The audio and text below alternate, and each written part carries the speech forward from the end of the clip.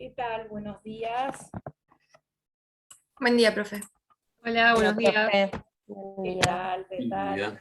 Ya. Vamos a ver, conectándonos todos. Uy, ahí veo Juan Manuel, que te tuve en contratos. Sí, acá veo varios que han estado en contratos también.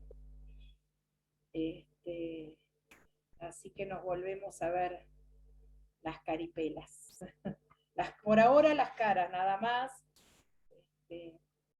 Son un montón. Son muchísimos.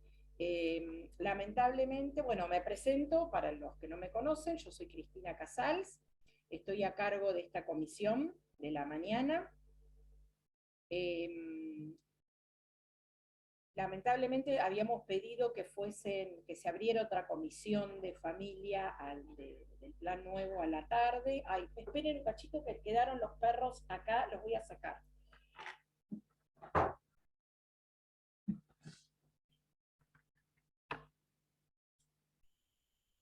Ahí está. Si no se ponen tensos. Pedimos otra comisión del plan nuevo a la tarde y la facultad nos dijo que no, y mantuvo dos comisiones del plan viejo a la tarde, que no tiene sentido porque son de muy poquita gente, una tiene 20 alumnos, la otra 36, y no tenemos la posibilidad de de dividir esta comisión de familia, que es muy difícil trabajar con tantos alumnos, ¿no? En la clase así virtual, obviamente, porque si bien a mí me gusta verles la cara cuando estoy hablando, no, siendo así que te quedan dos pantallas, es difícil a veces. Así que, pero bueno, dijeron que por ahora no, que por ahí tal vez el cuatrimestre que viene sí, así que seguimos teniendo una sola comisión.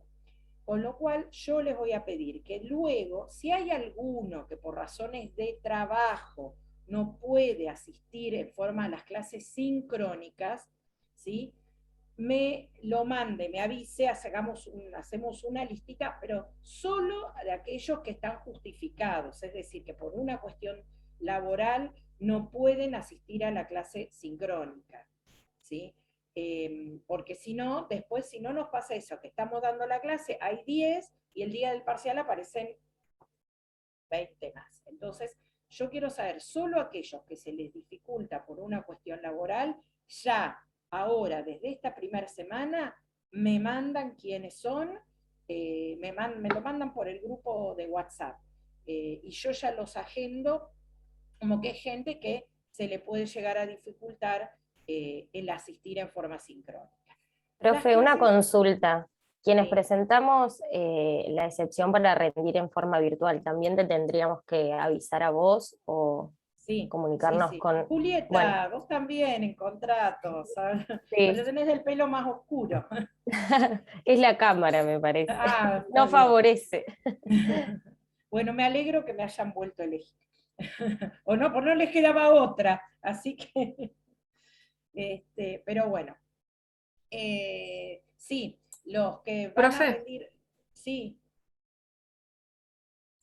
Termine y ahora le comento, no hay problema, Sí. perdón. Déjenme que voy, porque voy a hablar mucho y hoy tengo un montón para dar de sí, clase, disculpe, que no vamos a llegar. El miércoles voy a volver a dar la clase yo, así que, pero bueno, porque me imaginé que me iba a atrasar, porque hay muchas dudas por parte de ustedes, pero vamos a ir de a poquito tratando de aclararlas. Entonces, en primer lugar, con respecto a la asistencia, controlamos la asistencia, ¿sí? ¿Por qué? Porque si no pasa esto, que vemos que es una cursada presencial, es virtual, perdón, es una cursada promocional, con lo cual nos atenemos al régimen de cursadas que le establece un porcentaje de asistencia, que no sea presencial, sea virtual, mínimamente se pide que estén conectados sincrónicamente. En el caso de esta materia, como solamente se abrió en este horario de la mañana, que se dificulta la cursada, es que excepcionalmente les vamos a permitir que me digan de antemano, desde la primera semana, que tal día o todos los días no van a poder asistir sincrónicamente, pero luego las clases vieron que yo las subo, así están en el canal de YouTube, que ustedes pueden acceder directamente. Pero igualmente yo para ordenar las subo al campus para que ya ahí estén en cada unidad, junto con el PowerPoint, que yo doy muchos PowerPoint, los otros docentes no tanto, pero a veces yo subo PowerPoint. Por ejemplo, ahora la doctora Sinagra, que habló de estado de familia, yo subí el PowerPoint, ya se los habilité en el campus, para que lo tengan, ¿sí? Porque ya, ¿no? Vamos a ver si este año logra poder compartir pantalla. Ya el año pasado fue un logro, fue difícil para todos el año pasado, porque ninguno sabíamos manejar el Zoom, ninguno sabíamos manejar el campus, más ya el 2019 algo del campus yo había estado empezando a manejar, pero bueno, el año pasado nos tuvimos que poner duchos en el tema, todos tuvimos que aprender, así que yo les pido un esfuerzo porque yo a través del campus es donde nos vamos a comunicar. Sobre todo ahora, yo generalmente estoy en el grupo de Stitch, los 3 docentes, pero va a ser muy difícil con la cantidad que son ir contestando todas las preguntas. Por eso, otra de las cosas que voy a hacer va a ser unificar tal día, entre tal hora y tal hora, se responden preguntas. ¿Esto por qué? También algo muy subjetivo mío, yo no puedo ver si ustedes se hacen, capaz que no le hacen la pregunta al docente, pero se la hacen entre ustedes, y yo veo que por ahí nadie contesta, o con algún compañero le contesta, pero no está bien la respuesta, no aguanto. No aguanto y necesito contestar, y a veces son domingo 11 de la noche y yo estoy contestando. Pero es mi problema ese. Por lo tanto, les voy a pedir cualquier dudas que tengan, esta vez no sea tanto los que han cursado el cuatrimestre pasado y están, que ahí veo alguno que otro, y están volviendo a recursar, van a ver que voy a ser diferente. No voy, porque son 69. Imagínense que no puedo ponerme con los 69 durante los 7 días de la semana. Entonces, después les digo yo bien el día, a ver cuándo, más o menos decir, bueno, dudas que tengan, tal día las respondo, ¿sí? Así para ordenarnos, es una cuestión de organizar, no de mala onda, porque yo soy abierta, o si no, la mandan por mail, y por mail, me pasa que por el mail después no lo contesto en el momento también, después me olvido, pero me hacen acordar, si no se las contesté en el momento y llega el día de consultas por WhatsApp, ahí me hacen acordar que me lo preguntaron por mail.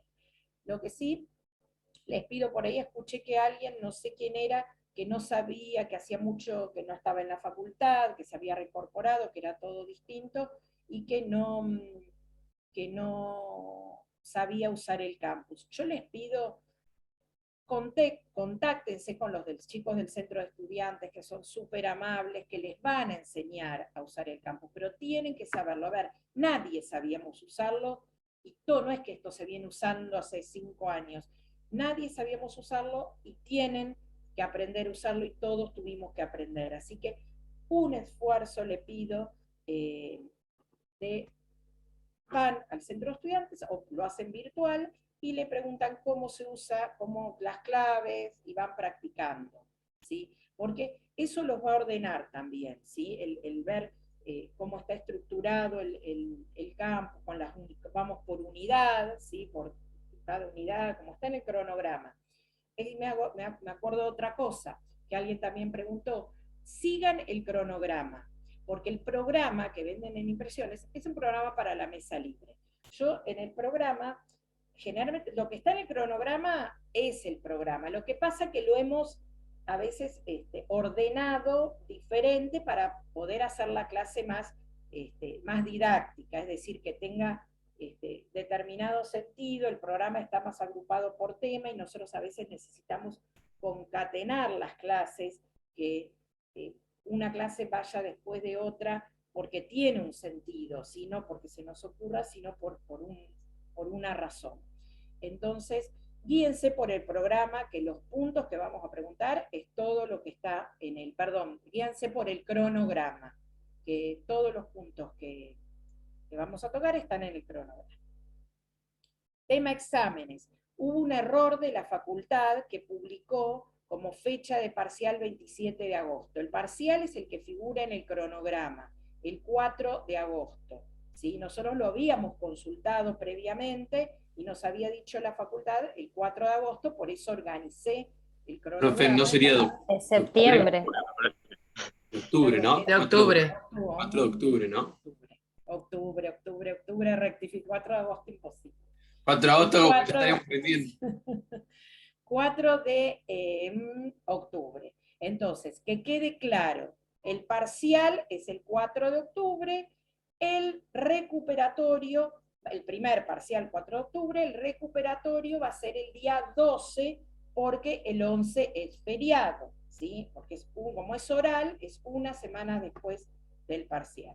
El parcial se va a tomar oral, presencial, ¿sí? Como el caso de Julieta y algún otro que no pueda dar examen presencial, nos avisa, me avisa a mí, y yo ya lo agendo y le vamos a tomar en forma virtual, pero es exactamente la misma modalidad, así que nadie se va a ver beneficiado porque sea presencial o sea virtual, porque la forma de tomar es igual, somos dos docentes que estamos haciendo preguntas, ¿sí? No son preguntas a desarrollar, es decir, no es que no vamos a...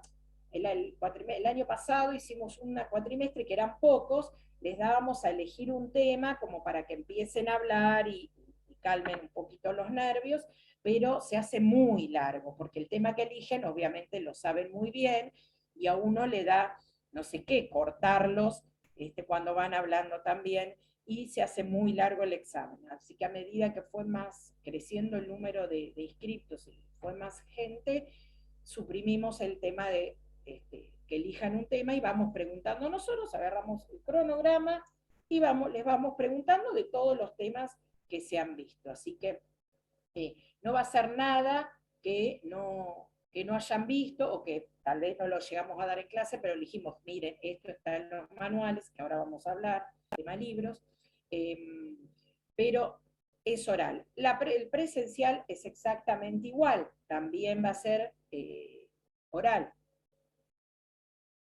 Así que cuando tuvimos hacer presencial oral, harían listas para rendir. Sí, eso después vemos. Eso tranquilo, porque vamos a tener la colaboración. Sí, como son muchos, vamos a tener colaboración de docentes de otras comisiones. Eso sí, lo pedí yo especialmente. ¿Sí? ¿Por qué? Porque no podemos. Nosotros somos 3 y sería imposible tomarles a tanta cantidad de gente en un solo día. Así que pedimos la colaboración de docentes de otras comisiones, tranquilos, porque generalmente el criterio es el mismo, el criterio de preguntas a hacer, obviamente. Hay comisiones donde hay temas que se profundizan más que otros. Nosotros, en esta primera parte, no. Tal vez en la segunda parte de filiación sí hay diferencias, ¿sí? Pero en esta primera parte más o menos es lo mismo. Es el mismo criterio que tenemos todos, pero igualmente cualquier duda que se llegara a plantear, los docentes ya a eso nos vamos a organizar, a decir, bueno, nos avisan y cualquier cosa volvemos a ver ese examen, o en el recuperatorio sí, en el recuperatorio seguro vamos a ser los docentes de esta comisión, ¿sí? Y la titular, puede ser que la titular puede estar en cualquier comisión, pero la titular es la doctora Rotonda, ¿sí? Con la que tienen clases algunos sábados, y fue la que estaba a cargo de la clase inaugural, que por el horario y que cayó justo un día martes, no pudo hacerlo sincrónicamente y por eso le subió una clase grabada. Pero así que quédense tranquilos que si algún docente de otra comisión preguntara algo que no se dio en clase, que no creo porque estamos dando todos los temas, en el recuperatorio vamos a estar los docentes de la comisión. Bien. Hasta ahí, ¿alguna pregunta de estos temas que hablé? Entonces, ¿le envío un mail, me comunico al campus o cómo hacemos para recordar la excepción? No, para avisar que vas a dar virtual, mandame por el WhatsApp. Sí, sí, Ah, sí. bueno, listo. Bárbaro, gracias. Bien. Tema bibliografía. Bibliografía, se recomendamos los manuales, obviamente el que tiene acceso a un tratado, genial, ¿sí? Genial, el de Derecho de Familia o el de Derecho Constitucional de Familia, son dos diferentes de Kemmelmacher de Carlucci, genial, porque eso es bárbaro, es lo máximo. ¿Qué pasa? No todos tienen acceso si son muy caros. La biblioteca de la facultad tiene el manual de Chechile y el manual de Herrera y el manual de Solari. Solari es otra cátedra también de la UBA. Los tres son muy buenos. El de Chile generalmente se recomendaba más porque docentes de nuestra cátedra han escrito, el de Chile es como un compendio de cada capítulo, lo ha escrito algún, algún autor diferente. Y hay docentes de la cátedra que han escrito en el libro de Chechile, así que está bueno tenerlo. Igualmente, a mí me resulta más claro, otros por ahí leí que les resultaba más claro el de Herrera. Herrera lo que tiene bueno, unos cuadros, a mí que yo soy de rehacer cuadros, unos cuadros que están buenísimos, en algunos temas hace cuadros y están muy buenos. Lo que tiene Herrera, que tiene mucha nota, cita nota y cita jurisprudencia a veces se torna pesado, ¿sí? Está bueno para uno si quiere investigar algún tema porque va a la jurisprudencia o quiere profundizar en qué opina la jurisprudencia de tal o cual tema, la tiene citada ahí en Herrera, eso está buenísimo.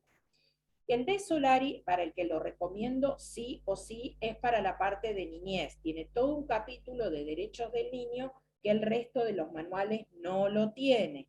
Nosotros ahora, la clase que viene, vamos a ver un poco de derechos del niño, del sistema de protección de derechos del niño, pero lo vamos a ver ahora solo una parte muy importante, que es la parte de la Convención de los Principios.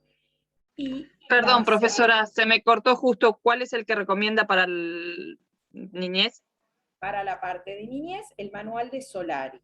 El capítulo 10, que es el capítulo de derechos del niño, ahí tienen toda una parte de lo que vamos a ver la clase del miércoles, que vamos a ver los principios y cómo la convención, ¿sí? Y la segunda parte, que la vamos a ver luego, de responsabilidad parental, es decir, ya para el segundo parcial, ahí lo vamos a ver con mayor profundidad. Es decir, yo dividí, porque tenemos el tema, lo tenemos así en dos bolillas del programa, y esto lo aclaro porque en otras comisiones se da todo en esta primera parte. Y para mí no tiene sentido porque no podemos hablar de medidas de abrigo, de órganos del sistema de protección cuando todavía no han visto responsabilidad parental, ¿sí? Entonces lo divido. Y sí, tampoco podemos mandar todo a la bolilla 10 o 12, que es la de responsabilidad parental, porque necesitan conocer los principios de interés superior del niño, autonomía progresiva, derecho a ser oído, porque rigen todo el proceso de familia, ¿sí? Entonces, también tienen que ver los principios antes. Por eso está dividido de esa forma. Está dividido en el programa y yo lo dividí, como que estaba para esta primera parte y después se remitía a la segunda parte. En la segunda parte, perdón, se remite a la primera, yo directamente lo dividí. Así que para tenerlo más claro y más fácil. Así que para eso está el capítulo del manual de Solari de derechos del niño. En los otros dos no, sí tienen, sí se habla de los principios, pero no hay un capítulo de la parte de niñez que es súper importante. Bien, otra opción es el código comentado de InfoUse, que se pueden descargar de la página de InfoUse el tomo 2 del código comentado, si se descargan gratuitamente. Eso está muy bueno ese comentario. No recomiendo el de Lorenzetti, el código comentado, si alguien lo tiene, bueno, pero no es recomendable porque no tiene tanto comentario, ¿no? Valga la redundancia. Es decir, explica por qué que tal norma fue tomada, tal anteproyecto, qué sé yo, y cómo cómo interpretaron ellos concretamente ese artículo, pero no explica, en cambio en el de Caramelo, Picasso y Herrera, que es el de Infouse, te explica de por qué se reformó ese artículo, cuál es el sentido que tiene, está mucho más completo y es mucho más claro. Así que, como código comentado, el de Infouse.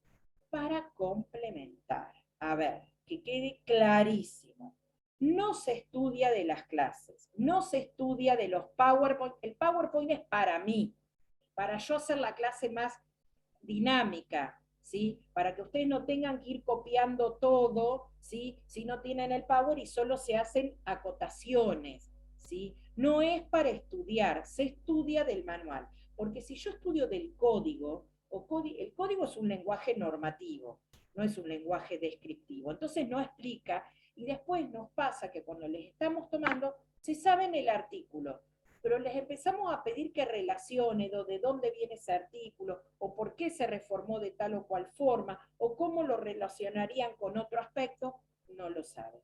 ¿Por qué? Porque no han estudiado de los manuales. Puede ser que el código me sirva para unos días antes del parcial, para fijar conceptos, sí, pero para ir estudiando, estudiamos de manuales, ¿sí? Porque por algo están, por algo tienen una sistemática, tienen títulos, subtítulos que te ordenan, te van a decir, a ver, esto si está acá es porque estábamos hablando de tal tema, ¿sí? No el artículo suelto. Así que eso se los aclaro hoy, primer clase, y espero que quede claro, ¿sí? Voy al manual, leo del manual, voy entendiendo del manual, después me queda el código, repasar código los últimos días. Y ahí engancho con otro tema. Bueno, perdón, bibliografía, ¿está claro? Sí, perfecto, profe. Si alguien tiene algún otro libro, perfecto. Siempre y cuando, fíjense que esté actualizado, ¿sí? Que no sea muy viejo. A veces conseguimos libros que nos han prestado, qué sé yo, fíjense que esté actualizado, ¿sí? Ojo con Borda, ¿sí? Borda no es recomendable porque Borda es un autor muy clásico que tiene opiniones divergentes en muchos aspectos. Fíjense que era uno de los que estaba en contra de toda la reforma del código. Así que, ojo con Borda. Si Ya venimos desde contratos con problemas con ¿te Borda. acordás? Bueno, ¿te acordás? Bien. Así que, en lo posible, Borda no. Pero después, cualquier otro libro que tengan, solo chequen que esté actualizado y que más o menos estén completos los temas. Bien. Profe, Sí, yo tenía pensado estudiar toda la materia del manual de Chechile, perfectamente válido entonces. sí, sí, sí. Sí, sí, sí, sí. Bien, Perfectamente. gracias. Bien. Ya sé qué iba a decir. Con el estudio, no sé, estoy reaburrida, estoy re maestra ciruela diciendo, pero quiero aclarar que son todas recomendaciones que yo en base a las dudas que los escucho en las conversaciones surgen y está bueno aclararlas. Para los que no la han cursado todavía, van a ver que familia siempre se dijo es un cuentito, es decir, no es un cuentito, es fácil entender, es fácil comprender. ¿Por qué? Porque si yo estoy cursando reales, enfiteusis, carancho ese, ¿cuándo vi un enfiteusis? Nunca. ¿Cuándo me va que me toque una acción de reivindicación? Sí, puedo tener acciones reivindicatorias, pero acción posesoria, cosas que uno en la vida cotidiana sin ser estudiante de Derecho o abogado, nunca las escuchó, no sabe de qué se trata. En cambio, la anticresis. Que el derecho a la anticresis, ¿qué es eso? ¿Cuándo lo va? Yo nunca más vi nada de eso. En cambio, en familia, todos vimos, conocemos, sabemos qué es un matrimonio, todos sabemos lo que era la patria potestad ahora llamada responsabilidad parental, todos sabemos lo que es la filiación, todos sabemos que hay técnicas de reproducción humana asistida, todos sabemos lo que es la adopción, ¿sí? Y sabemos, porque esas cosas nos encanta opinar, así que sabemos, aunque no seamos la gente estudiante de Derecho ni abogado, todo el mundo sabe, todo el mundo opina de eso, porque lo sabe. Entonces, claro, voy leyendo y, ay, sí, uy, esto que yo pensé que era así, porque era así costumbre, no, resulta que está regulado. Entonces, empiezo a estudiar y digo, ay, no, es re fácil, esta la voy dejando y voy preparando otras materias que son más difíciles, procesar, la práctica, qué sé yo. Genial. Yo les diría, estudien. No, le metan con profundidad, si quieren, unas semanas antes, pero desde ahora vayan leyendo, porque después todo eso de la vida cotidiana que conozco, sé de qué se trata, tiene una norma, y tienen leyes que lo han ido modificando, y empiezan a aparecer los detallecitos, que me los tengo que acordar. Si lo dejo todo para la última semana antes del parcial, y voy a estar en el horno, porque ahí no llego, ay, era un montón, no voy a llegar. Bueno, leyendo relajados, arranquen leyendo los manuales en forma relajada, van resumiendo, ¿sí? Pero después le meten patas, sí, las últimas semanas, pero no se cuelguen, no se cuelguen. Bien, ¿qué más me queda? Les dije, la doctora Rotonda es la titular, yo todavía no soy adjunta porque concursé como adjunta, pero la facultad no me ha nombrado, no me ha hecho el consejo académico, no me ha aprobado el nombramiento, pero estoy de hecho a cargo de la comisión, así que cualquier problema me lo preguntan a mí. La doctora Sinagra, que hace muchísimos años que está en la facultad, está también en la cátedra, que ustedes estuvieron con ella el viernes, y el doctor Lastra, que es más nuevo, pero bueno, un excelente docente, también está con ustedes. Si ustedes tienen dudas respecto a algún tema que dieron cada uno, lo van preguntando a cada docente, y si no, cualquier duda me la van preguntando a mí, no hay ningún problema. Después les voy a pasar bien qué día puedo disponer para sí contestar preguntas para no hacernos. Ahora no van a tener dudas seguramente, pero después yo sé que llegado antes del parcial me van a enloquecer. Pero ahí nos vamos a tener que organizar. Así que... Profe, tengo una pregunta. En el programa habla de clases prácticas, ahora en la cuarta semana, creo. ¿Qué vamos a ver en esas clases? ¿Qué tenemos que preparar algo antes? ¿Cómo es esa modalidad? Se les va a decir. Les vamos a decir. A veces puede ser o que lean algún fallo y se comente el fallo en la clase, puede ser que se haga algún trabajo, no sé si vamos a hacer este año trabajo escrito, porque que solíamos hacer, porque son muchos, y entonces para corregir vamos a tardar un montón.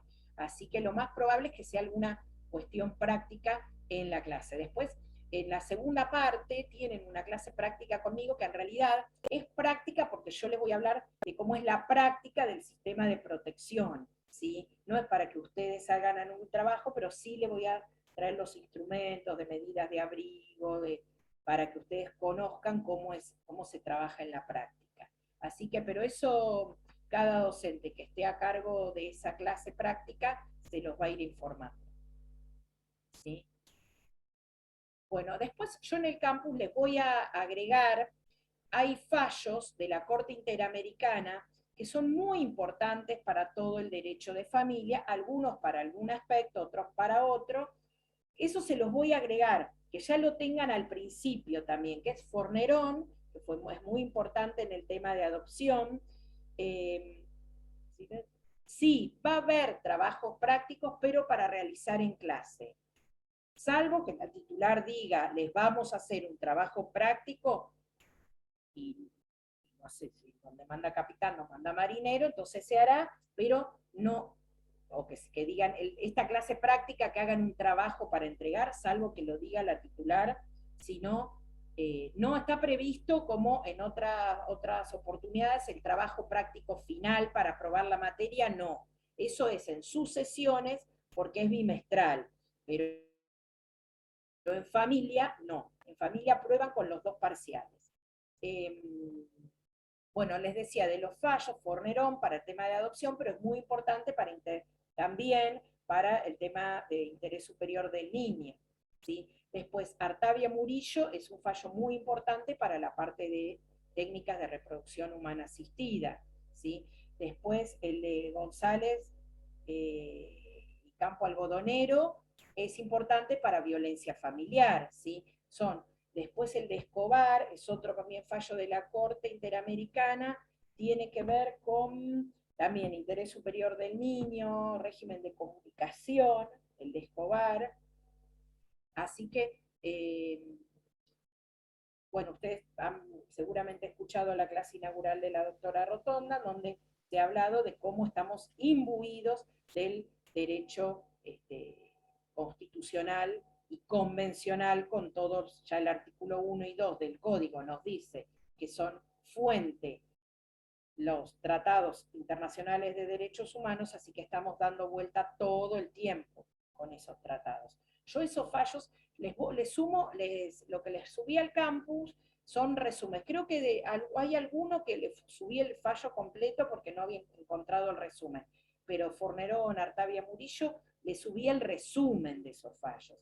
Eso estaría bueno que lo vayan también leyendo, ¿sí?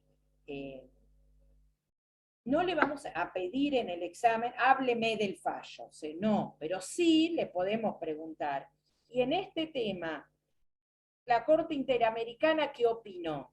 ¿Sí? Entonces ahí tienen que decir más o menos de qué fallo estamos hablando, pero tienen que conocerlo porque son muy importantes en el tema de familia, muy, muy importantes. Bien, pero sí, son para la segunda parte, para esta primera parte no tanto. Bueno, ¿alguna otra duda? Seguro se me va a ocurrir algo después, pero ¿alguien quiere preguntarme algo ahora? A ver, ya vamos a ver.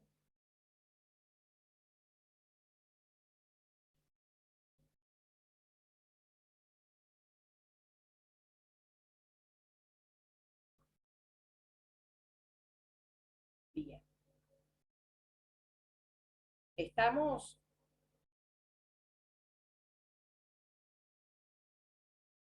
Bien. Bueno, vamos a comenzar entonces con la clase. Si quieren, cuando yo abro el PowerPoint, si quieren apagar cámara, no hay problema. Lo que me gusta es que cuando hablo, sí, tengan las cámaras prendidas, el que puede y tiene cámara, porque no me gusta hablar a pantallitas negras con el nombre, quiero verles la cara, o si me hacen alguna pregunta también, prendan la camarita. Pero cuando ahora pongo el Power, no hay problema. Me acordé otra cosa.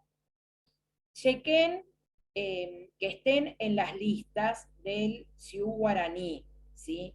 Porque no vamos a tomarle examen a alguien no vamos a agregar gente, es decir, quien no esté en condiciones, según la lista definitiva, no ahora que en estas primeras semanas que se hacen cambios de comisión, bueno, ahora no se pueden cambiar a ninguno ustedes, pero dejamos estas 2 primeras semanas para que se acomoden los listados, ¿sí? El que le ha quedado pendiente porque el doctor de Rosa no entregó las notas, entonces no tiene el aprobado de reales, son las cosas que suelen pasar, por lo tanto no está en el listado. Bueno, regularícenlo. Esta semana y la que viene, regularícenlo, porque después, cuando está en el listado definitivo, ese es a la gente que se le toma examen. No vamos a tomarle a nadie que no esté en el listado, por más que llamen del centro de estudiantes ni nada, pues ya hemos tenido problemas años anteriores con una alumna que nunca cursó y ella está convencida que aprobó, y bueno, no vamos a agregar a nadie, así que traten de eso, regularizarlo todos, que estén en el listado, ¿sí? Oficial. No importa ahora, de acá a 2 semanas tienen que estar en el listado. Esta semana que pasó y esta. Es decir, ya para la otra semana tienen que estar en el listado. Si quieren, yo después Cuando, no la clase del miércoles, pero la de la otra semana, imprimo el listado o lo comparto en la pantalla del Sioux Guaraní y ahí corroboran si están, ¿sí? Es como que hacemos una pasada de lista. Bien. Vamos a comenzar.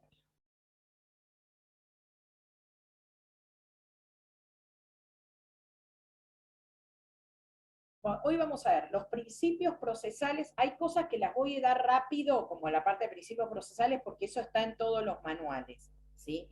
Y prefiero detenerme más en la organización del fuero de familia.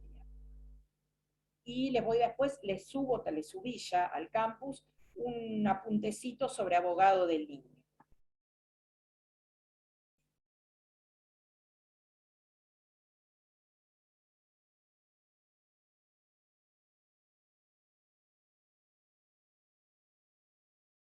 No me aparece. Ah.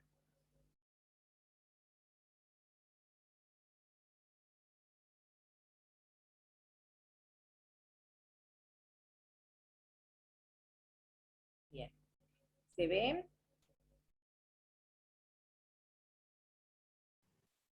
Ahí se ve, sí. Vamos a ver que ya me olvidé. Me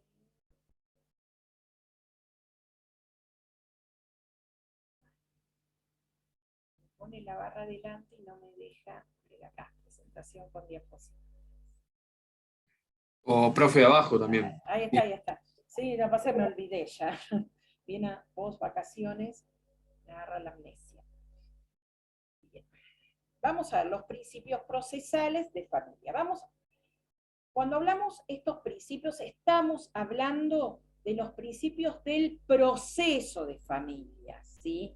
Del proceso, la etapa judicial, ¿sí? ¿Por qué? Porque vamos a ver que cada vez que hablemos de algún tema, de los que vamos a ver, ya, no sé, de adopción, filiación, hay principios de la familia, es decir, de la materia, de principios del derecho de familia, principios propios del derecho de familia, ¿sí? Nosotros lo que estamos viendo acá, vamos a ver los principios procesales, son aquellos que vamos a tener en cuenta en los procesos de familia. Algunos pueden coincidir con los grandes principios del derecho de familia, pero otros son específicamente para el desarrollo de los procedimientos en el fuero de familia, ¿sí? Por eso habla de que son directivas, pero dentro de las cuales se desarrollan las instituciones del proceso de familia. Esto lo aclaro porque a veces empezamos a preguntar y les decimos, estamos hablando, no sé, de filiación, y decimos, bueno, los principios de la filiación, y nos empiezan a hablar de los principios de los principios procesales. No, estos son los principios para los procedimientos de familia. Esto tiene que ver con el derecho procesal. Los principios generales de cada institución, esa parte, algunos coinciden, pero son otros.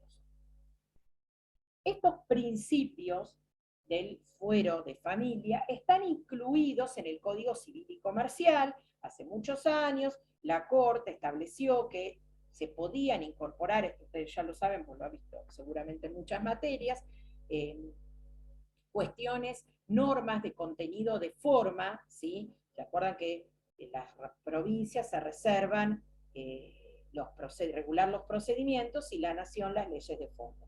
Pero cuando el código contiene alguna norma de fondo, la Corte ha dicho hace muchísimos años que estas eran válidas para aclarar el desarrollo de las instituciones que el código contiene. Entonces, el Código Civil y Comercial contiene algún capítulo referido a los procesos de familia. Contiene específicamente artículos referidos a los procesos de familia.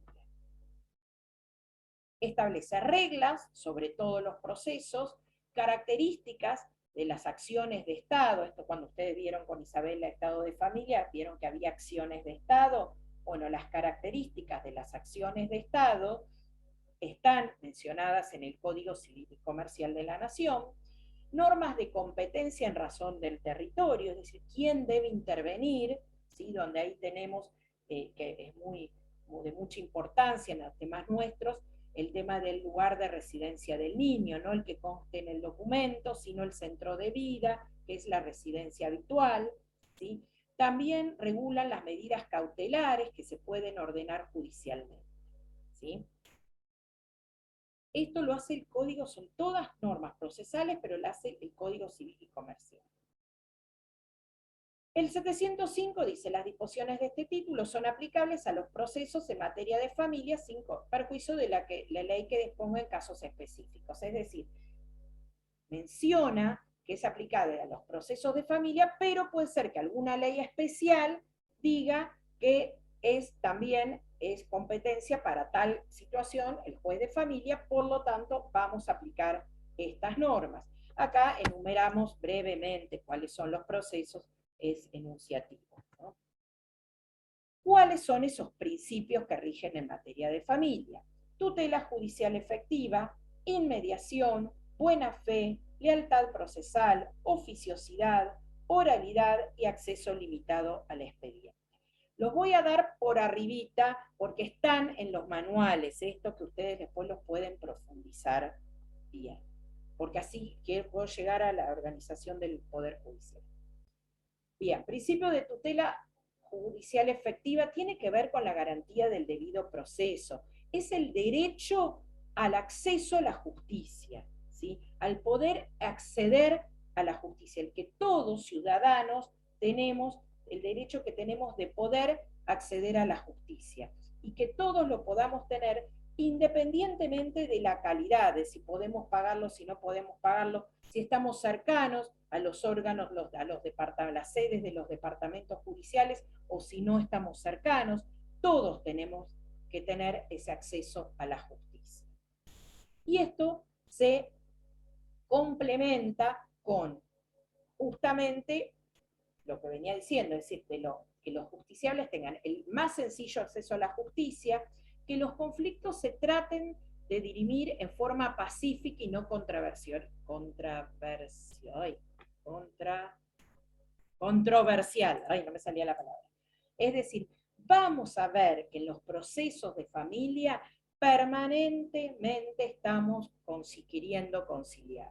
Antes del juicio, durante el juicio, en la etapa previa, en la etapa judicial, es decir, en la etapa más controvertida, vamos a seguir intentando conciliar. En aquellos casos donde sea posible, obviamente, en un divorcio, que los dos están de acuerdo en divorciarse, no se trata de conciliar nada, ¿listo? A ver, ya habrán ido ellos a hacer su terapia de pareja, pero cuando llegan al momento de solicitar el divorcio, ahora no es como hace años atrás. Me recuerdo un juez civil y comercial, que en divorcios de común acuerdo, que se llamaban mutuos, se presentaba, y los jueces, ¿por qué se quieren separar? Y les hablaba del amor y la pareja, como que, y ya está, ya la gente ha habido de mutuo acuerdo, de común acuerdo, a querer divorciarse, así que no es eso, no sería en ese caso donde se intenta conciliar, menos en las cuestiones de violencia familiar, tampoco. Aparte de porque está prohibido, son procesos cautelares que tienen otro objetivo. Especialmente cuando se trata de personas vulnerables, es decir, esta situación de vulnerabilidad, que yo les dije recién, respecto a la situación económica, y no tengo abogado para reclamar ante la justicia, y bueno, pero tenemos defensorías oficiales, hay defensorías penales, cuando ustedes ven en la película el defensor penal que se le asigna a cada persona, ¿sí? También hay defensorías civiles, ¿sí? Y esas defensorías civiles dicen, no, y sí, pero como queda en el centro y yo vivo en Batán y yo no tengo acceso, no puedo llegar. Bueno, no hay defensoría en Batán, pero sí hay una, acá en Mar del Plata, por ejemplo, hay una defensoría descentralizada. No está muy descentralizada, que digamos, porque está en zonas, no está en el mismo edificio que están todas las defensorías, está un poquito más atrás, pero no está tan alejada. Pero en esa defensoría descentralizada, ellos a veces atienden, concurren a los CAPS. Los CAPS son los centros de atención primaria de la salud, las salitas de salud. A veces, algún día por semana, concurren a uno de esos centros de salud y reciben también consultas. Esto por aplicación del principio de tutela judicial efectiva y posibilitar el acceso a la justicia a personas vulnerables. La vulnerabilidad se mide, depende de la situación. Adultos mayores, niños, niñas, adolescentes, mujeres, personas afectadas de discapacidad. No agregué acá comunidades aborígenes, o mejor dicho, pueblos originarios se dice, porque no es la mayor, la situación de vulnerabilidad que tenemos nosotros en esta provincia, pero en otras provincias sí, la situación de ser pueblo originario están en una situación de vulnerabilidad. Sí podría haber agregado, que me olvidé, los migrantes, ¿sí? Porque acá tenemos mucha población migrante, ¿sí? Que trabaja en las quintas, ¿sí? De los alrededores de la ciudad, lo debería haber agregado. Esos se consideran personas vulnerables. Cuando esa vulnerabilidad abarca varios de esas cuestiones, por ejemplo, una niña, que es niña, es mujer, es migrante, estamos hablando de interseccionalidad, ¿sí? Cuando es una adulta mayor, que además es mujer y tiene una discapacidad, estamos hablando de interseccionalidad. Interseccionalidad hablamos cuando se suman muchas vulneraciones, ¿sí? Entonces, ahí se habla de interseccionalidad. Cuando no es solo una vulneración, es pobre, niña, mujer, pobre, discapacitada, hablamos de interseccionalidad.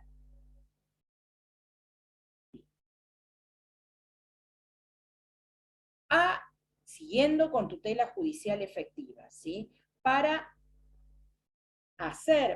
garantizar esa tutela judicial efectiva, deben aplicarse estos criterios: razonabilidad, flexibilidad, proporcionalidad, participación activa del juez, consenso, concentración, prueba y diálogo, menores ritualismos, ¿sí? Aplicar las reglas de la sana crítica, principios de bilateralidad y congruencia. Razonabilidad, es decir, las decisiones deben ser fundamentadas en razonablemente, más que razonabilidad, racionalidad. Es decir, tienen que estar fundamentadas, no porque es niño, entonces, porque yo digo, en interés superior, esto voy a machacarlo mucho, en interés superior del niño resuelvo tal cosa. Tengo que fundamentar por qué considero que es el interés superior del niño. Porque si no, pasa a ser una frase tipo latiguillo, que cada vez que hay un niño le metemos, eso es re común que pase, le metemos el interés superior del niño. No. Interpretar el interés superior del niño es fundamentarlo, con criterio de razonabilidad. La flexibilidad, es decir, por esta situación de vulnerabilidad de algunas personas, tenemos que ser flexibles. Si yo lo cité a la audiencia a las 10 y no vino a las 10, llegó 11:30, pero vino, y la persona vive en Parque Hermoso, que el colectivo pasa cada 45 minutos, Parque Hermoso es un barrio alejado allá cerca de Batán casi, pasa cada 45 minutos, perdió el primer colectivo y se presenta y yo no le puedo decir, lo lamento, pasó la media hora, así que la audiencia se suspendió, ¿sí? Seguramente, o lo cual perdió su derecho, no. Seguramente la audiencia se suspendió y ya todos se fueron, pero ¿qué voy a hacer? Voy a fijar una nueva audiencia, es decir, voy a ser flexible, pues debe ser flexible ante estas situaciones. O se perdió, que muchas veces pasa, no, yo vine acá, pero me fui al edificio grande, pues me dijeron que tenía que ir a tribunales, y me fui al edificio grande, y después, no, me tomé un colectivo, pero me lo tomé al revés, y me fui para otro lado. Bueno, son cosas que suelen pasar, entonces hay que tener criterios de flexibilidad, de proporcionalidad, es decir, al que está en mejores situaciones. Esto tiene que ver con las cuestiones patrimoniales, ¿sí? Si hay padres que ambos ejercen el cuidado personal compartido, los chicos están más con uno, con otro, indistintamente, pero y hay una cuestión de fijar alimentos, voy a fijar alimentos en base a criterios proporcionales, a los mayores ingresos que tenga uno, al mayor ingreso que tenga el otro, ¿sí? No va a ser como antes que solo aporta el no conviviente, y por más que el chico esté en las vacaciones con el otro, igual tiene que seguir aportando. Se empiezan a aplicar criterios de proporcionalidad. Participación activa del juez, muy activa del juez. ¿Sí? Ahora vamos a ver que ahora lo vamos a ver con los principios que vienen después. Es decir, el juez ya no va a esperar como en los procesos civiles, el proceso dispositivo civil y el impulso de las partes. El juez va a instar también el impulso de los procesos. Consenso, siempre se va a tratar de llegar a consensos, ¿no? Se tiende, es decir, ¿esto por qué? Porque las decisiones consensuales son las que se sostienen. Si como juez impongo y las partes no están de acuerdo, es difícil que lo sostengan, van a sostener un tiempo, pero después lo van a ser obligados. A veces no queda otra, porque se ha intentado consensuar de 1000 maneras y es tal el conflicto de tal envergadura que no queda otra que el juez decir, basta, se terminó, se hace esto. Pero cuando el conflicto todavía no ha escalado tanto, está bueno que se intente consensuar, es decir, que las soluciones sean las propias partes las que las traigan a la mesa, ¿sí? Y se pueda llegar a acuerdos. Eso, explicarlo así, está lindo verlo en la práctica, pero bueno, difícil. Principio de concentración, por eso ahí es un procedimiento oral, donde se trata de concentrar. En la audiencia de vista de causa se concentra toda la producción de la prueba, se hacen los alegatos, todo en un mismo momento. Prueba y diálogo, es decir, por esta misma carácter de la oralidad, sin ritualismo formal, es decir, no voy a pedirle al abogado que tal escrito que se enteró, miró, fue martes y jueves, se notificó y necesita ya presentar y lo hace manuscrito, me lo acepten, sí, no me van a pedir la hoja romanín, espacio y medio, como doble espacio, como se hacía antes. ¿Sí? Uno antes parece la Edad Media, no, esto estoy hablando 15, 20 años atrás. Yo no podía presentar un escrito si no me lo rechazaba el juez, si no lo había hecho en hoja romanín, que era una hoja que ya venía impresa, a doble espacio, ¿sí? A máquina. Eso obviamente ya no, pero yo estoy hablando de esto así tan tosco, pero se aceptan, puede ser un manuscrito del abogado, y tampoco con las formalidades que antes establecíamos en los escritos, ¿sí? Será justicia, si me olvidé, será justicia, no pasa nada. Dios proveerá igual al que ellos que tienen su creencia en Dios. O sea, Dios proveerá, será justicia, era la fórmula, no hace falta ponerla. Bien, con aplicación de las reglas de la sana crítica, esto sí, de aplicación de los principios procesales que conocen de la sana crítica. En el marco de los principios de bilateralidad y congruencia, el dar traslado, salvo en las medidas cautelares, ¿sí? Que no se corre traslado, ¿sí? Una denuncia de violencia, se dicta la medida cautelar sin que la otra parte sepa. Se va a enterar después que ya se dictó la medida cautelar. Pero en el resto de los procesos, mantener la bilateralidad. Y la congruencia, ahí estamos, ahí no sí es rimbombante, ¿por qué? Porque se supone que el principio de congruencia, ¿cuál era? Perdón, ¿ustedes ya han visto derecho procesal o están cursándola? Sí, yo el cuatri anterior. Algunos, bueno, seguramente vamos a estar así, porque justo coexisten, algunos no la han cursado, otros ya la vieron, otros no, así que el principio de congruencia establece que el juez no puede resolver algo que las partes no hayan pedido, ¿sí? Las partes son quienes formulan las peticiones y el juez no se puede apartar de lo pedido por las partes, no puede inventar. Eso en el proceso civil es rígido. En el proceso de familia, ¿por qué? Por este principio de oficiosidad. Si el juez detecta alguna situación que no sea la pedida por las partes, puede a veces tal vez las partes de algún artículo no hayan pedido, no porque no hayan, lo omitieron porque no se les ocurrió pedir la inconstitucionalidad del artículo, el juez puede de oficio declarar la inconstitucionalidad del artículo. Esto está a veces bastante discutido, ¿sí? Dentro de los procesalistas, algunos dicen que no debería hacerse, ¿sí? Los civilistas de familia dicen que sí, pero bueno, está medio discutido, pero esto sucede, ¿sí? El tema es cuánto más se aparta, porque una cosa es apartarte un poquito y otra cosa es apartarte totalmente de lo que pidieron las partes y resolver un desquicio, pero todo debe, si tenés un fundamento para apartarte que tiene que ver,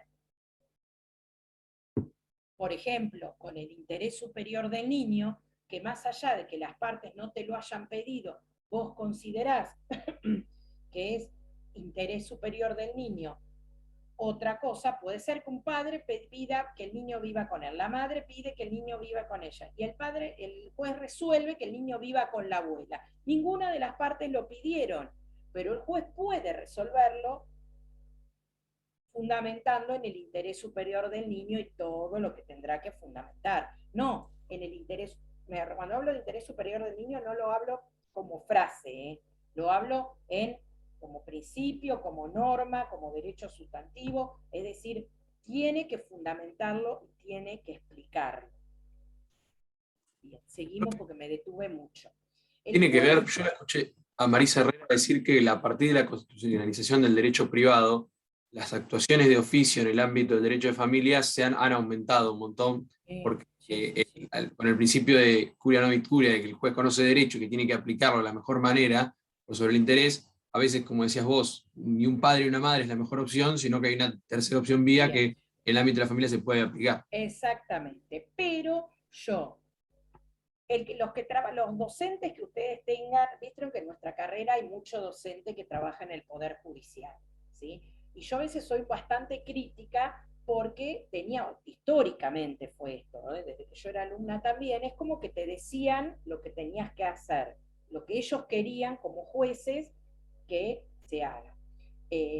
Yo a veces soy crítica de eso y no, porque como abogados, si vamos a trabajar como abogados, tenemos que crear, por más que la jurisprudencia me haya dicho durante años tal o cual cosa, yo puedo pedir, si mi cliente, considero que mi cliente tiene derecho a otro, puedo controvertirlo y puedo plantear algo diferente, pero tengo que crear, para crear tengo que conocer y tengo que saber. Yo con esto de la oficiosidad, por eso recalco, en algunas cosas sí y en otras no tanto. ¿Sí? No me quiero ya meter a otras clases que me apasionan más, como es la adopción, el derecho, el procedimiento administrativo, que es un procedimiento previo a la adopción, donde hay un órgano que interviene y el juez ahí no se tiene que meter, ¿sí? Aunque no esté de acuerdo con lo que hizo el órgano administrativo, pero ya lo veremos más adelante, no es para ahora. Entonces, en algunos casos sí, en otros casos no. Por eso no es para hacer una regla general. Yo creo que en algunos casos amerita y en otros casos debería mantenerse este principio de congruencia, tampoco para hacer, ya les digo, barrabasadas, ¿sí? Me están pidiendo alimentos y yo estoy fallando a favor de una inhabilitación. No, ¿sí? Vaya por la vía que corresponda.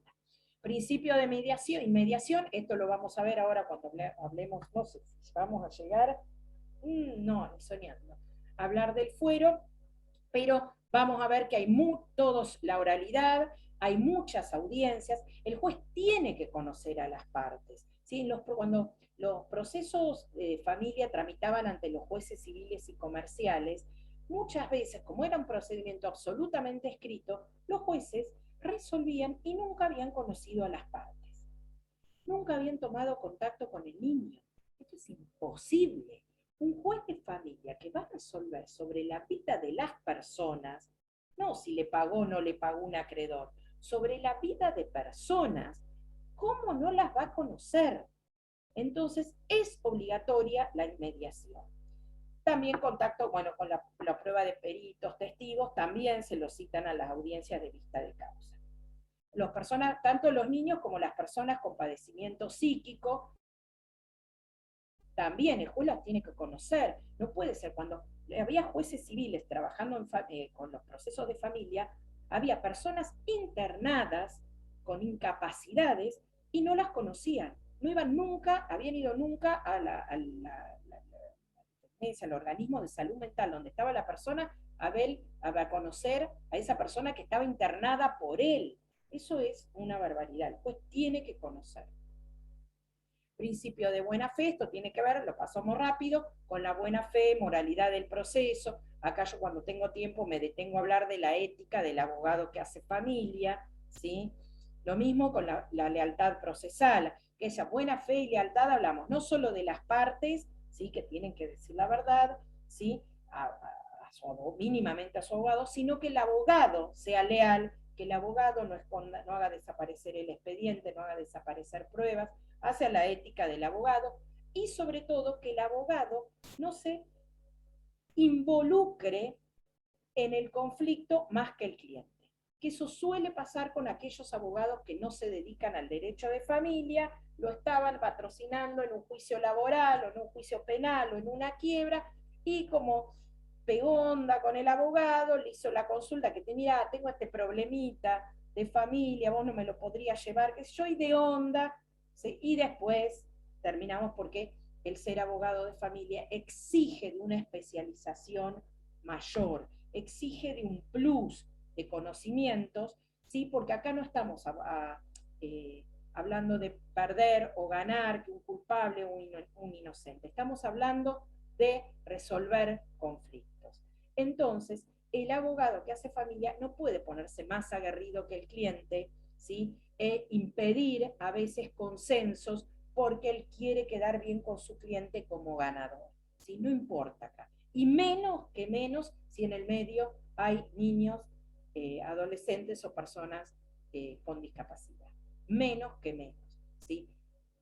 Entonces ahí el abogado es donde tiene que funcionar como contenedor, de poder explicar a su cliente y si hay cosas que tienen que cederse o no, y si eso es en miras del mejor interés del niño, a veces el abogado tiene que favorecer eso, ¿sí? O en una audiencia hay abogados que parece que si no se ponen a gritar o no se ponen belicosos, sienten que quedan mal ante su cliente. A veces, ojo, los clientes te dicen, ¿sí? Porque nos ha pasado a todos, yo ahora no estoy en la profesión, hace 10 años, pues estoy en la municipalidad con otra cosa, pero que pasaba y decía, yo veía que usted no me defendía, porque la abogada de mi ex, como que le contestaba a la jueza, qué sé yo. Entonces uno tiene que ahí ponerse en la función y decir, mire, no es la idea. Esta abogada en realidad lo que estaba haciendo era obstaculizando el proceso y que esto pueda resolverse, ¿sí? Usted lo que tal vez yo no controvertí tanto, porque en parte estábamos de acuerdo y lo que no estábamos de acuerdo lo íbamos a probar de otra forma, ¿sí? Pero eso tiene que ver, bueno, con la ética, ¿no? De la abogada. Bien.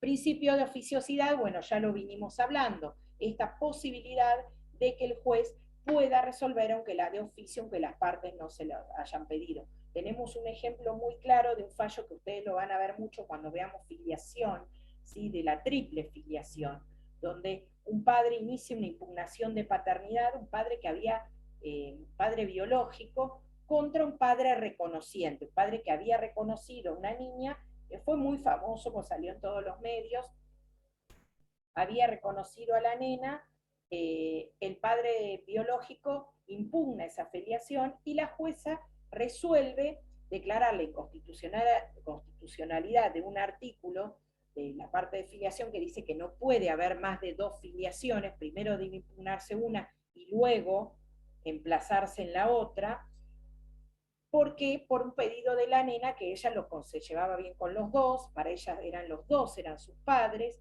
entonces el caso de una nena, Julia, lo que fue muy famoso en la tele hace 2019, porque la jueza en la sentencia le habla a la nena, le explica el lenguaje adaptado para una niña, que era lo que estaba resolviendo, y lo escribe en la sentencia, por eso salió en todos los medios.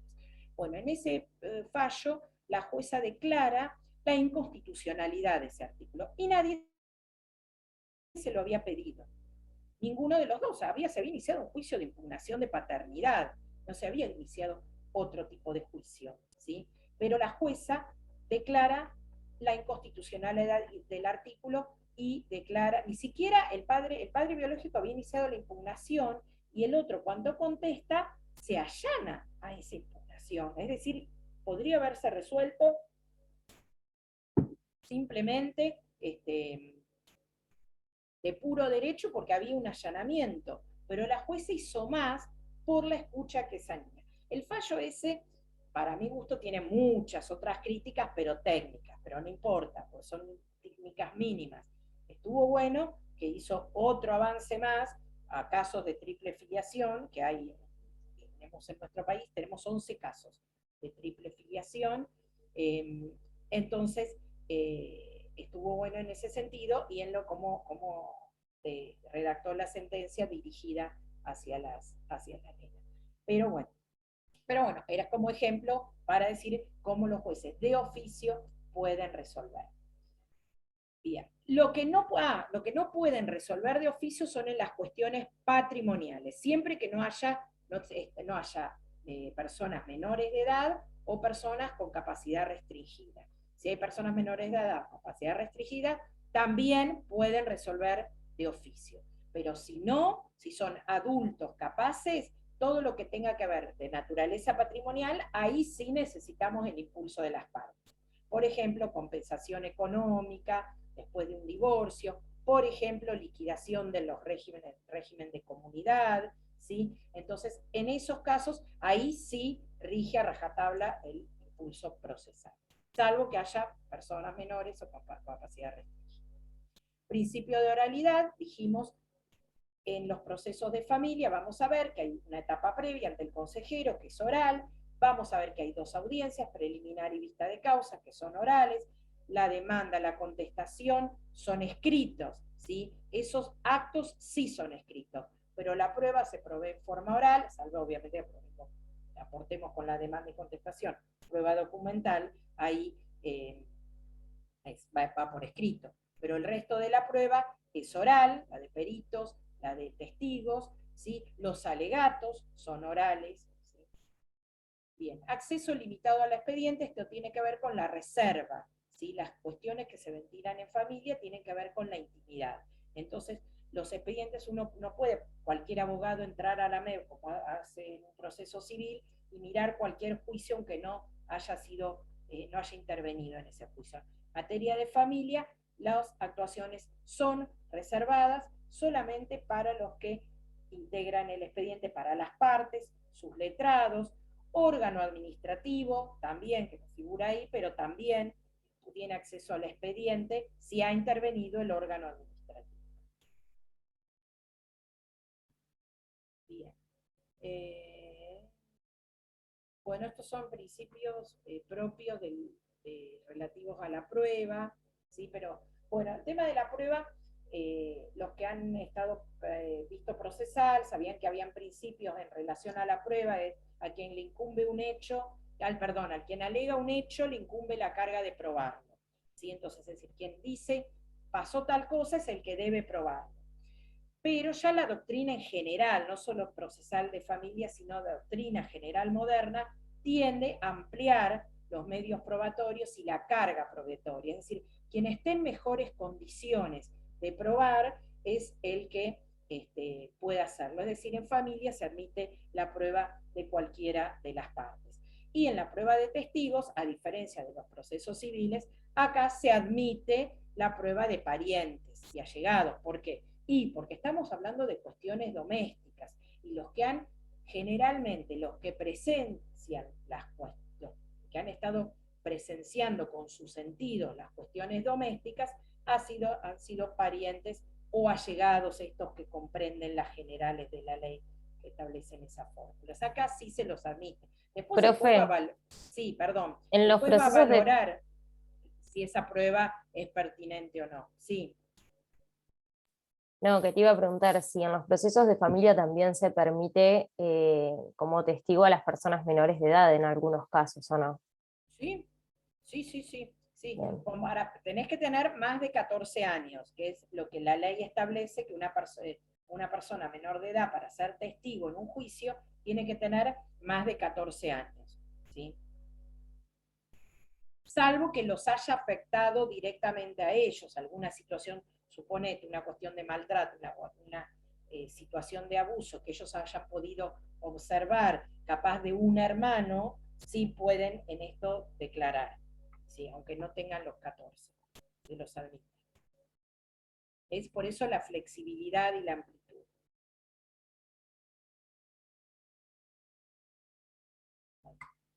Bien. Bueno, terminamos con principios. Profe, había una pregunta en el chat de un chico respecto al tema que se trató recién. Sí, a ver.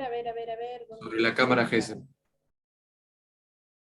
Sí, hay cámara GESEL para los casos de maltrato o abuso, hay cámara GESEL, la cámara GESEL funciona acá en Mar del Plata, en la sede de las asesorías, ¿sí? Las asesorías periciales ahí en Gascón, hay un espacio que se destinó a cámara GESEL.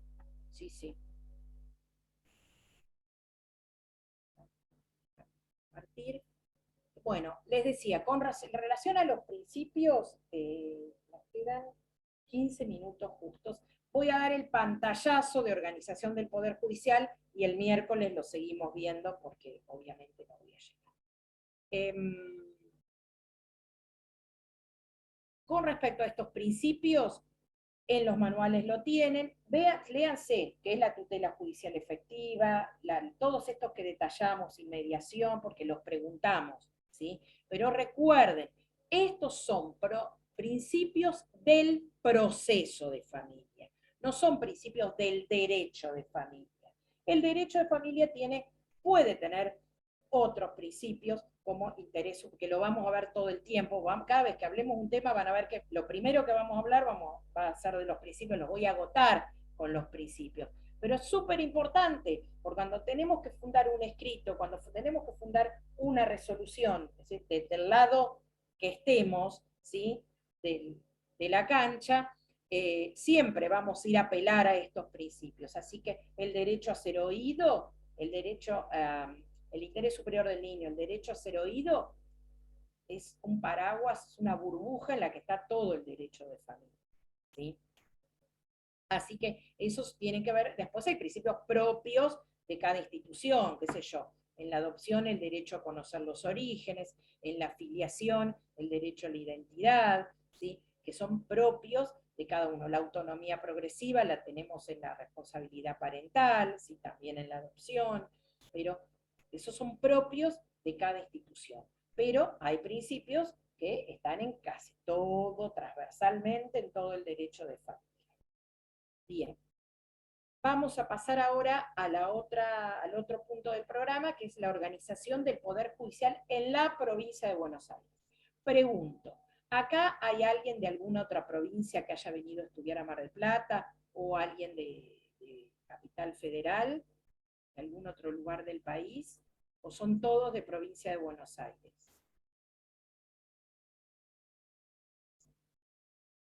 Si hay alguno de otro país, sepa que este tema vamos a hablar de país. De otro país he tenido alumnos a veces extranjeros que vienen a intercambio, pero les encanta y quieren conocer cómo son las leyes acá.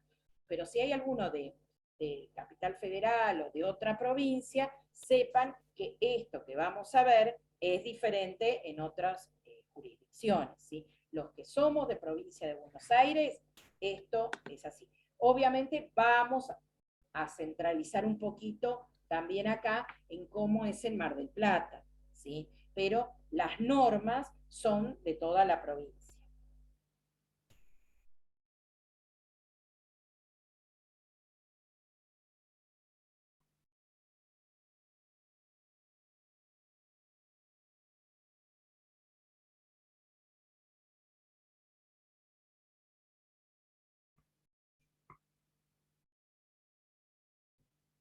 Bien.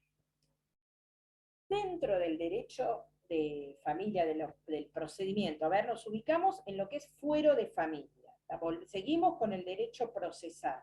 Vamos a ver cómo se organiza el organigrama, cómo sería el organigrama y cómo se organiza, el organigrama no lo vamos a ver, cómo se organiza el fuero de familia en provincia de Buenos Aires, es decir, cuáles son los juzgados de familia en la provincia de Buenos Aires, cómo están organizados, cuáles son los órganos, cuál es la competencia y cómo es el procedimiento. Esos son los 3 puntos que preguntamos en el examen. Ya anótenselo, ¿sí? Que vamos a desarrollar un poquito ahora y un poquito, y del resto, perdón, la clase del miércoles, para darle continuidad. Por eso pedí tener las clases, yo en el cronograma me puse las 2 clases juntas, lo saqué, pobre, a Gustavo Lastra, le dije, déjame el miércoles, porque quiero tener las 2 clases seguidas. Entonces,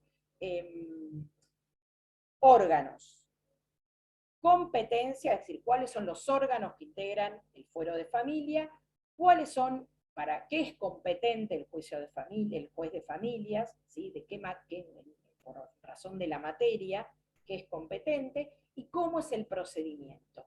Esos 3 puntos los tienen que saber. Dentro de las características de los procesos de familias tenemos la especificidad y la interdisciplina. La especificidad tiene que ver con que los jueces tienen que ser especializados. No puede ser cualquier persona que el mismo concurso que realizamos para un juez civil va a ser para el mismo juez de familia. Antes sí, ahora no. Ahora se requiere de una especialización, porque tiene determinadas características los procesos de familia que hacen que necesiten de una especialidad. Una escucha, sobre todo por parte del juez, diferente a la escucha que no tienen los jueces civiles porque son procesos escritos. Es decir, tiene que saber un juez de familia, saber de psicología, tiene que saber... Profe, sí. ¿Sería como un apoyo multidisciplinario que leí por ahí en el...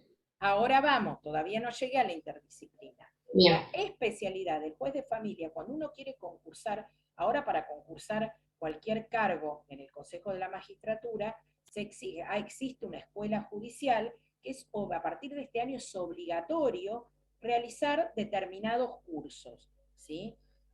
Son cursos cortos de un mes, pero son están bastante profundizados, que hacen si uno quiere concursar con juez de familia, obviamente va a elegir el curso que haga a lo que él va a concursar, pero un juez de familia tiene que conocer de género, tiene que estar capacitado en género, tiene que estar capacitado en psicología, tiene que estar capacitado en bioética, ¿sí? Entonces, se requiere por eso de jueces especializados. Para ser juez de familia no puede ser cualquier juez que no haya trabajado nunca en el fuero de familia.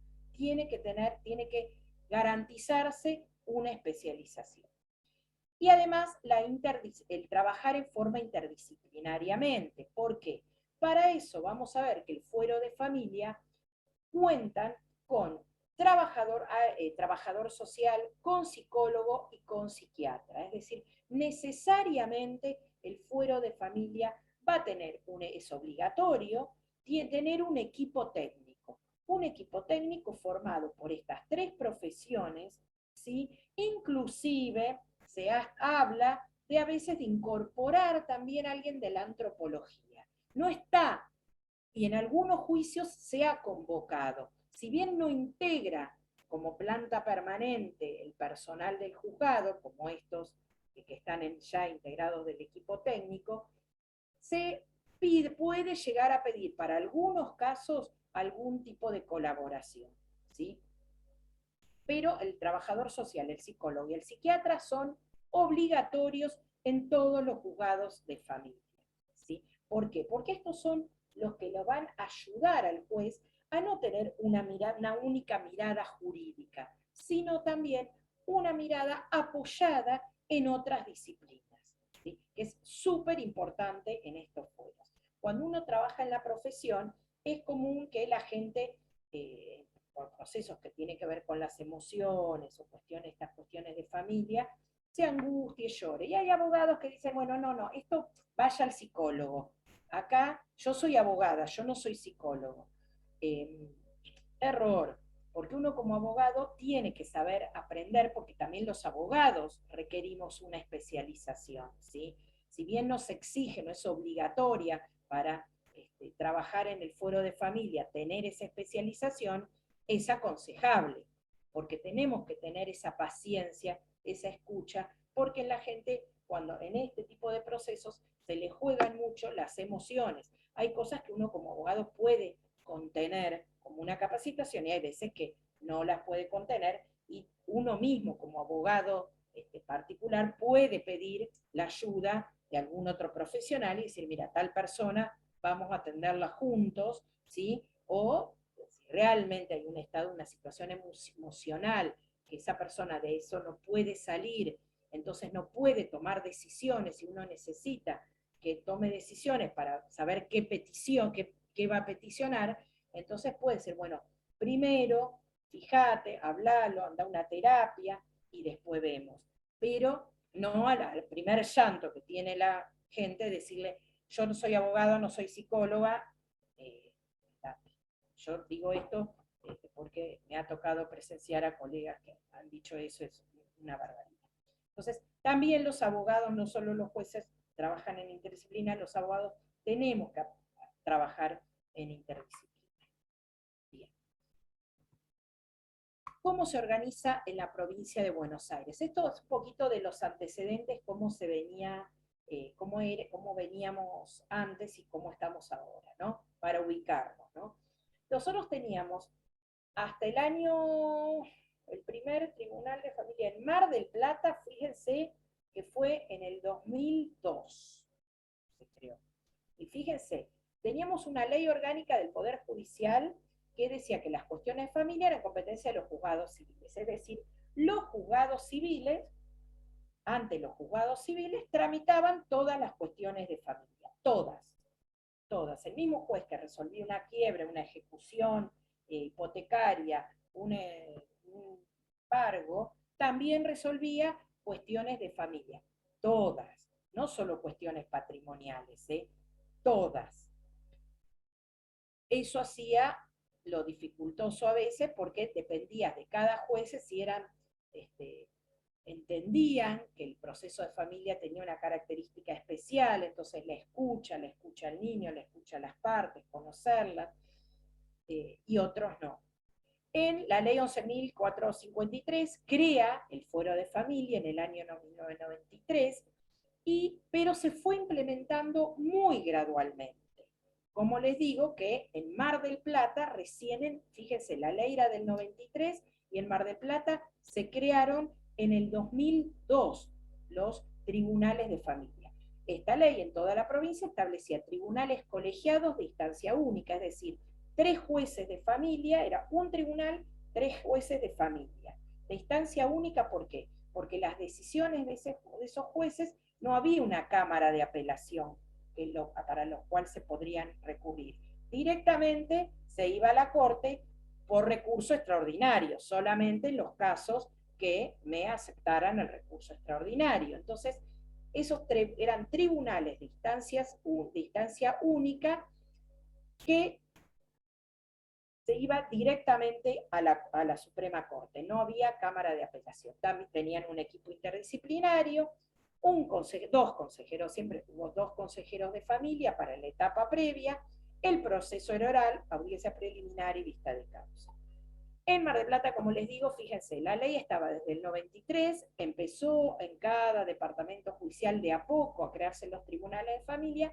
En Mar del Plata, recién en 2002, se crea el primer tribunal de familia. La ley 13634, en el año 2007, es la ley llamada la ley del fuero, porque esa ley creó el fuero de familia y el fuero, modificó, perdón, el fuero de familia y creó el fuero penal del niño, ¿sí? Ya vamos a ver, después cuando veamos sistema de protección, vamos a hablar del fuero penal del niño, cómo se separó, dejaron de existir los juzgados de menores, hay jueces ahora de garantías del jóvenes y jueces penales juveniles, ¿sí? No existen más el juez de menores, y el fuero, eso porque lo creó un fuero penal del niño, con fiscalías y defensorías penales juveniles que no existían. En el fuero de familia lo modificó. ¿Cómo lo modificó? Amplía la competencia, vamos a ver que hay 3 incisos más en el artículo del Código Procesal que nos habla de la competencia del juez de familia, se le agregan 3 incisos más, establece juzgados unipersonales, ¿sí? Donde ahora ya no va a ser un tribunal, sino son juzgados de familia. Acá, como había 2 tribunales de familia, pasaron a ser 6 jueces unipersonales. Y se establece la doble instancia, es decir, la posibilidad de apelar a la Cámara. Las cámaras de apelaciones se supone que todo departamento judicial debería tener una cámara de apelaciones para procesos de familia. En La Plata existe. ¿Dónde más existe? No me acuerdo, en Bahía, creo. Acá en Mar del Plata no tenemos una cámara especializada, no sé, Bahía, ahora tengo la duda. Pero no tenemos una cámara especializada en procesos de familia, van a la Cámara Civil y Comercial, ¿sí? Entonces, se establece un juez unipersonal, se nombra un equipo técnico, no ese único equipo técnico que tenía el tribunal, se divide en todos los jueces, sino que un equipo técnico para cada juzgado de familia, 2 consejeros de familia para cada juzgado de familia, es decir, por eso se amplía la planta funcional, ¿sí? Y se crea esta posibilidad de doble instancia. Resoluciones del juez son apelables, como es apelable cualquier proceso civil, ante la Cámara de Apelación. Vamos ahí. Bien, en el departamento, bueno, ya termino con esto. En el Departamento Judicial de Mar del Plata hay 6 juzgados actualmente. Hay creado un juzgado 7, pero no está en funcionamiento. Se iba a crear un juzgado especializado en violencia familiar, es decir, que acumule todas las causas de violencia familiar ante ese juzgado, pero ese nunca se puso, está en jueza nombrada y todo, pero nunca se puso en funcionamiento. Es más, esa jueza nombrada ahora está cubriendo una suplencia que hay en el juzgado 4, que estaba sin juez, está en el juzgado 4, como subrogante, porque no se ha creado este juzgado 7. Como dije, se integran con juez de familia, 2 consejeros, secretarios, auxiliares de estados, y un equipo técnico interdisciplinario para cada uno de los juzgados, ¿sí? Profe, respecto a lo que Sí. recién planteaba de que todos los jueces tenían que tener una especialización más profunda en el ámbito del derecho a las familias, Sí. me surgió la duda porque pasa mucho que los magistrados, digamos, del cuerpo suplente de magistrados van rotando a veces de los civiles, por ejemplo, pasan de uno, del 2 de familia al 9 del civil y comercial, y yo me pregunto, ¿existe esa formación o hay casos donde por ahí no se exige o sí se exige obligatoriamente cursos o capacitaciones especializadas? Sí, exigir se exigen, pero a veces ante la necesidad de cubrir una vacante, un juzgado que está acéfalo, sí, pasa estas cosas que se empieza a ver quién puede, ¿sí? Inclusive traer gente de otros departamentos judiciales, que eso también, porque está bueno conocer la realidad, ¿sí? De cada zona, porque eso hace mucho también a las costumbres, ¿sí? Que ustedes saben son fuente del derecho, la costumbre, a veces la costumbre en algún lugar no es lo mismo que en otra, las costumbres en localidades, en departamentos judiciales, donde son más pueblos chicos, no es lo mismo donde hay una ciudad, ¿sí? Con lo cual hace a la diferencia. Entonces, uno está en la audiencia y escucha que la gente dice, no, porque no voy a hacer tal cosa porque ¿qué van a decir los vecinos? Si yo me formé acá en Mar del Plata, te voy a decir, ¿y qué te importa qué van a hacer los vecinos? Me ha pasado estando trabajando en Batán, que no estamos tan lejos, y vos decís, no te importe qué van a hacer los vecinos, y para la gente que vive en los lugares pequeños, en los pueblos, es muy importante el qué van a decir los vecinos, ¿sí? Como que rige toda su vida el qué van a decir los vecinos, y uno tiene que entender eso. Entonces a veces también puede pasar esto, que viene un juez de otra jurisdicción y hay cosas que desconoce, o situaciones de la que viene gente de otros lados y la realidad portuaria acá. Acá la gente que trabaja en el puerto se va 12 horas trabajando y sí, quedan los chicos solos. Si son chiquititos, puede, a veces contrata una niñera o algún familiar que los cuida, pero son adolescentes, no, ya qué niñera. Entonces esos chicos no van a la escuela, porque no se levantan. Entonces, decir que lo voy a mandar, no le puedo nombrar una niñera. Entonces, cuando la persona ahí viene de otro lado y no entiende que es una realidad, decir, bueno, pero vaya menos horas a trabajar. No puede ir menos horas a trabajar porque el trabajo en el puerto son esas 12 horas, ¿sí? Porque es cuando llega el pescado.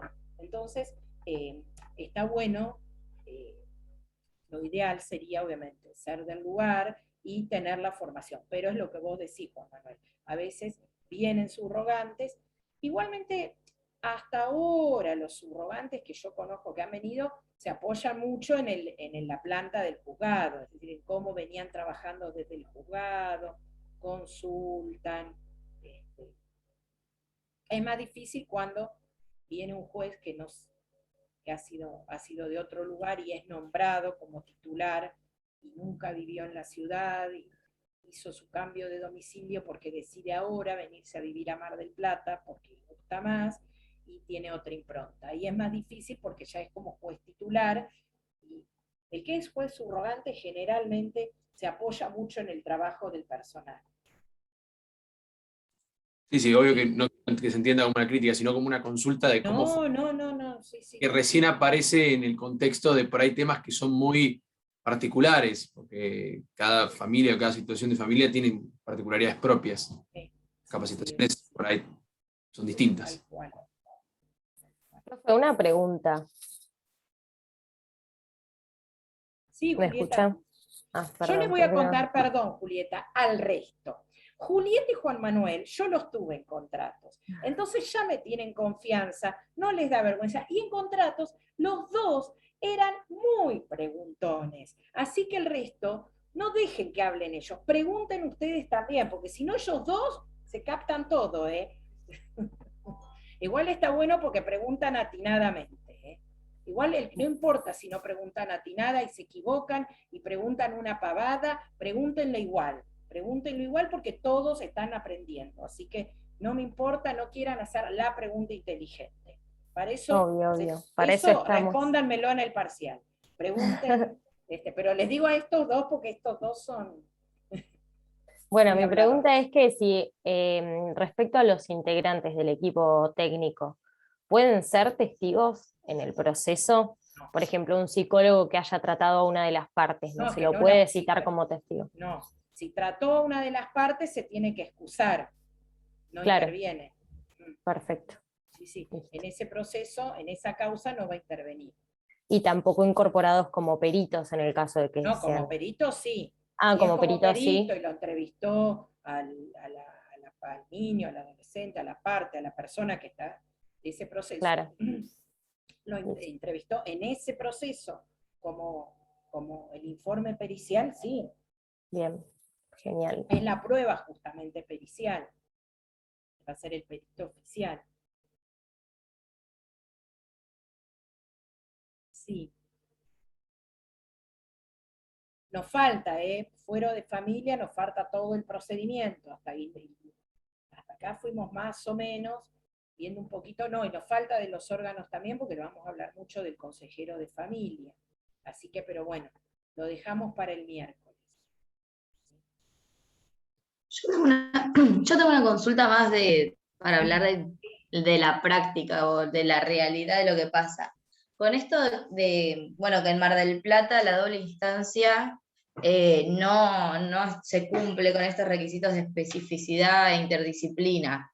¿Se nota en las resoluciones eso? O sea, porque es como que como que se pierde toda la seriedad del proceso, porque se exige mucho en primera instancia y en segunda instancia como que queda. A ver, esto no lo tendría que poner pausa para grabar porque los camaristas...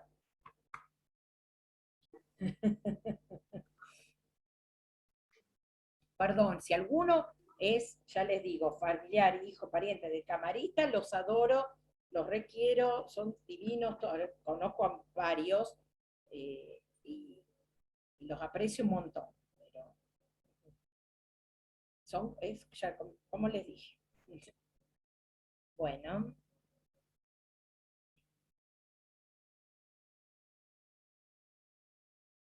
Recuerden mandarme los que van a tener problemas con las clases sincrónicas. Ah, lo de los sábados. Guíense por el cronograma porque al final, sábados van a tener, ay, no sé si al final quedó 1 o 2 de la doctora Rotonda, pero puede ser, que ella, creo que me quedó... 1 y un jueves son, profe. Perdón que le interrumpí. Hay un jueves. Hay un jueves excepcional, no, el jueves decía. Es mío. Sí, sí. El Y después, o sea, fuera de los horarios, claro, y un sábado solo, me parece, si no me equivoco. Les explico, gracias por avisarme. El jueves ese lo puse excepcional, la voy a dar yo a la clase. ¿Por qué? Porque si no, para poder agotar, es el que doy liquidación, creo, del régimen de comunidad. Porque si no,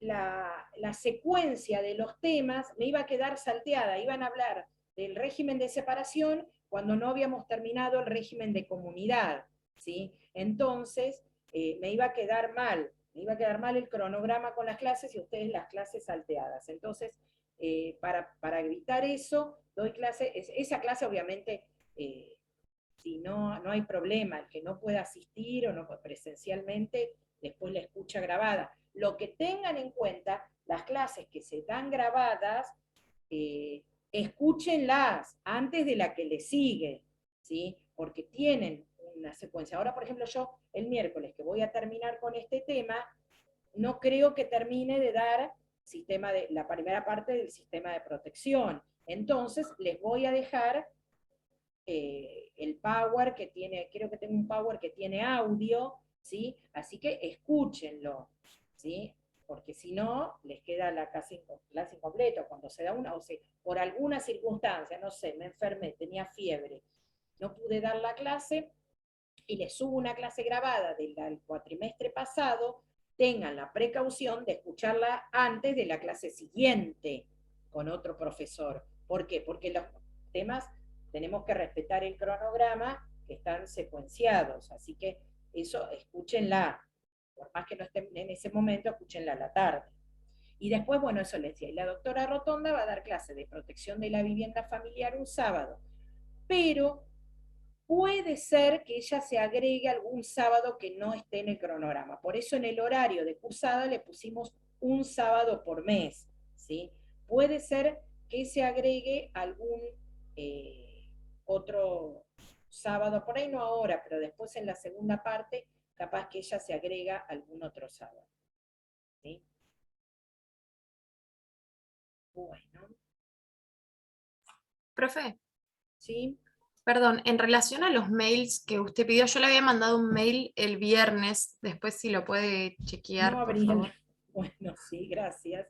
No hay por qué. El fin de semana disculpe. me di la segunda dosis y me pegó muy mal, con fiebre terrible. Así que nada, ni prendí la compra. No, olvídese, era por una cuestión de asistencias también, no se preocupe. Ah, bien. Gracias. Bueno, listo, entonces. Nos vemos el miércoles.